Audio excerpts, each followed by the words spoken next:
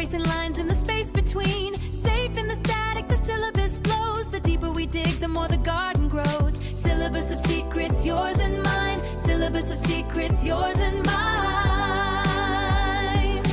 Shh, it's a secret. Hello and welcome. You're listening to Syllabus of Secrets. I'm Sion. And I am Mana, born of ours from shared conversations between two best friends. This podcast is our way of building a wholesome, inspiring space for anyone who loves to learn. Together, we trace the grand timelines of human history and explore the brilliant, cutting edge news coming out of the world of science. Think of it as a breath of fresh air for your mind. Gracious, clean, and endlessly curious. Settle in, relax, and let's discover today's secrets together. From the extreme deadline field workload, this is your friendly break. This is SOS. So now today we are taking a small detour from our usual mysteries, movie lore, and hidden stories.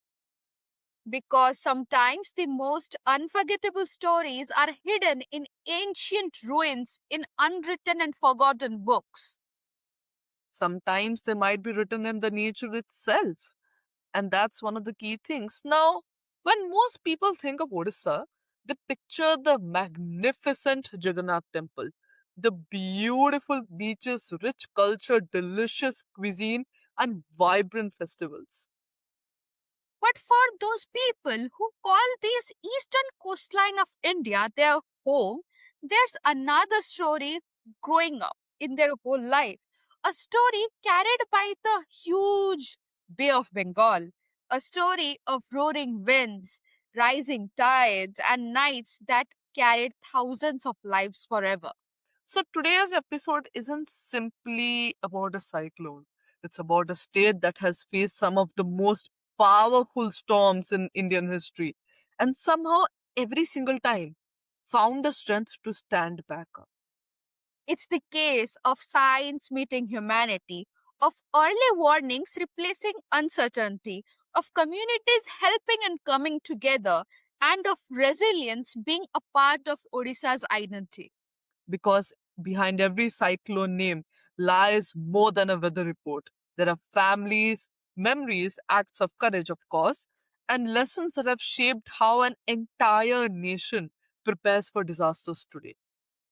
So today we will revisit the tasted storm of Odisha, that tasted its whole spirit, explored how disaster management and everything transformed for decades, and understand why this coastline remains some of the most dangerous cyclones' homes. Now, this isn't a story about fear, it's a story about preparation and hope. And above all, it's a story about resilience. So, whether you have lived through one of those storms and heard about it from family, or have absolutely no idea, or are simply curious about science and everything coming along with it, you are at the right place. So, let's together turn the page of history and let's listen to the sea. I'll take you back to the date, the very date. October 29, 1999, 6:30 p.m. evening. The sky over Arsama, a district in Odisha, didn't just turn dark. It turned a bluish, sickly violet color. And that's a sight as if the planet is about to die. And you are just a small 12, 13-year-old kid. You are trying to latch a heavy window. And then the wind gusts against. And it doesn't just breezily howl. It screams as if a whole carried train tearing through the atmosphere. You think it's just about to rain, regular lightning, thunders. You don't see anything about the future. You don't know that 3 hours from now, the air pressure will drop so low that the eardrums might pop. You start to know that the ocean is rising, and it's currently rising to a 20-foot mountain of salt water moving inland. You think it's a storm, but you are standing in the center of the most violent thermodynamic monster that has ever hit the land in the history of North Indian Ocean. And that's the tragedy, Sion. The sheer lethal irony. The satellite data was already showing the signature of a catastrophe. Now, the meteorologist already knew, but in 1999, knowing was not the same as informing. There was a total systemic collapse between the data in the lab and the people on the ground. It wasn't just a storm, it was a cascade of human error, institutional complacency, and a geography that finally decided to fight back. Let's go into hard science for now because people need to understand the scale, the whole measurement.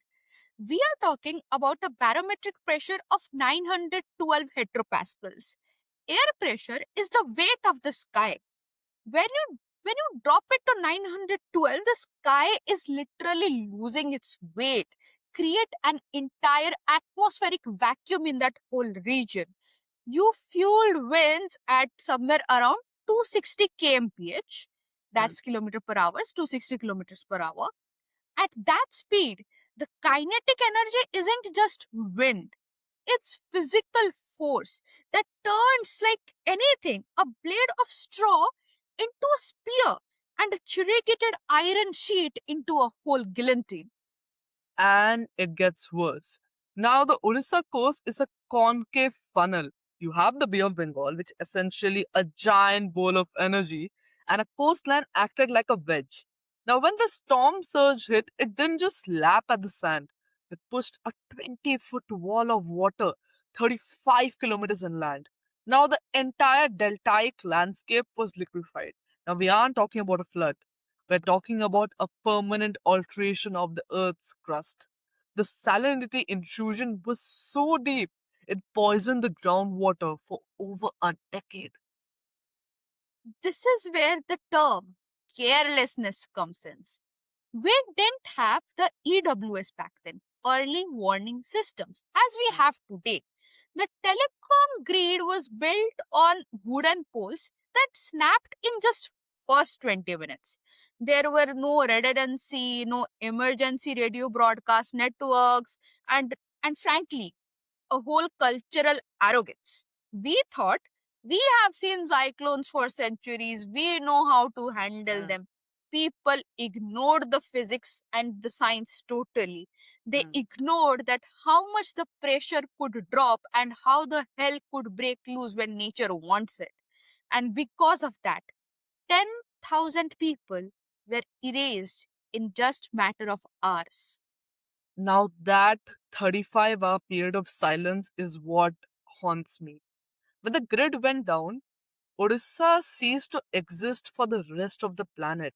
Now, for 35 hours, families were huddled on rooftops, listening to the sound of their lives being unmade, not knowing if the next village over even existed. It was the ultimate psychological panic, a mass scale trauma that shattered the social fabric of our state. But let's go to the part of the story that's not told enough. We didn't just recover, we evolved. The 1999 super cyclone was the 0 hour of the Indian disaster management. It was the moment we realized that the coastal wasn't a death sentence, it was a challenge. Now, the creation of the OSDMA, the Odisha State Disaster Management Authority, wasn't just an administrative move, Sion. It was a technological revolution. We started integrating GIS, which is the Geographic Information Systems, mapping with real time satellite telemetry. We stopped looking at the wind speed and started modeling indentation risk. We built those massive concrete multi-purpose cyclone shelters that are now the backbone of our survival. So let's look at the data now. Coming to 21st century, after we being born and things changed, you know, Anna has faced Phylin too, am I right? Yes, I did. Yeah. Yes. So in 2013, Phylin hit with winds just as strong as that were in 1999. Mm, In 2019, funny hit. We both experienced that. We were yes. back in grade 8, I guess. Mm, The yes. difference The difference is so amazing. From 1999 to 2013 and 2019, the death tolls went from 10,000 to just mere handful digits and maybe lesser coming soon. This isn't luck. This is the triumph of human foresight. We turned our geography, the very thing that killed us in 1999, into a laboratory for our survival. We are living in a region that mastered the art of risk mitigation. We are no longer victims of the Bay of Bengal. We are its students. We learned how to read the atmosphere, how to build against the surge, and how to value every single life with precision than the rest of the world now travels here to study. It's a beautiful, hard won truth. We took the darkest night in Indian history and used it to write the blueprint to how survive changing climate forever. And the system that failed in 1999. But the people rebuilt the system, and we are standing on the foundation of that resilience. And we are stronger for what comes next. Definitely true. And guys, as we always tell that in conclusion, this preceding segment is presented strictly for entertainment purposes as an artistic and psychological study rather than an assertion of factual reality. This production holds no legal rights to the public domain and Legends Explode and operates with absolute neutrality. We intend no malice, disrespect, or employer or any reputational damage to anyone or community anywhere in the world. So, guys, from the timeless tales to the science we seek, Unroll the syllabus of secrets every week. thank you very much. But do check out our Insta page, Syllabus of Secrets. We're always posting our new episodes on there. So please do ensure to check and follow it out. Yes, and go there and hit that follow button so our next conversation lands right in your feed. And do share and like with all the friends and family out there. So, Yes, till the very next, true. bye bye.